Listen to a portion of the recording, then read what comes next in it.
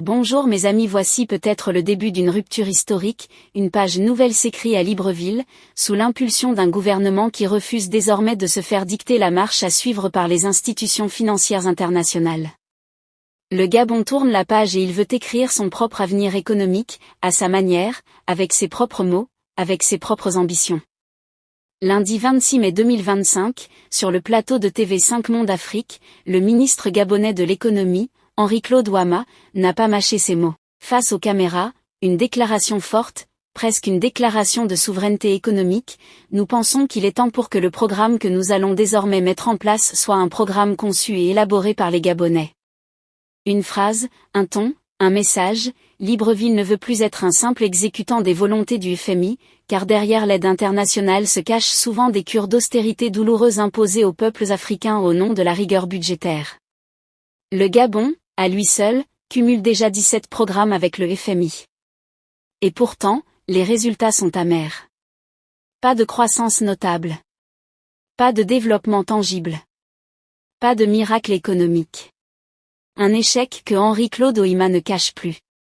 Pour lui, ces programmes n'ont pas créé la croissance ni le développement souhaités par les Gabonais. Le pays veut donc reprendre la main, proposer et non plus seulement obéir.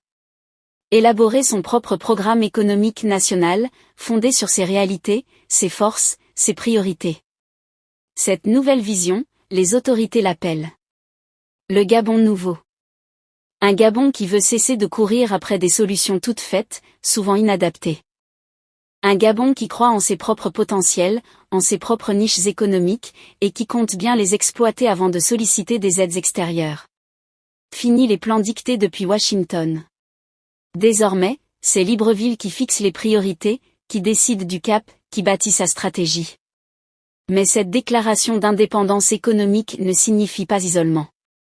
Le Gabon ne ferme pas la porte au FMI. Il change simplement de posture.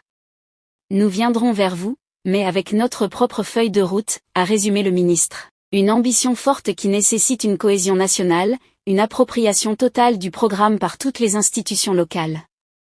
Et c'est justement ce que le gouvernement annonce. Une grande réflexion nationale est prévue dans les jours à venir. Objectif. Bâtir un programme compris, soutenu et porté par tous. Le Gabon ose. Il ose défier les habitudes. Il ose rompre avec les logiques imposées. Il ose rêver d'une économie libérée. D'une souveraineté retrouvée. Reste à voir si ce rêve résistera à l'épreuve du réel, des chiffres, des défis quotidiens. Mais pour l'instant, un message retentit clairement depuis Libreville. Le Gabon ne veut plus subir, il veut construire et écrire sa belle histoire économique. Et vous, que pensez-vous de cette nouvelle posture du Gabon face au FMI?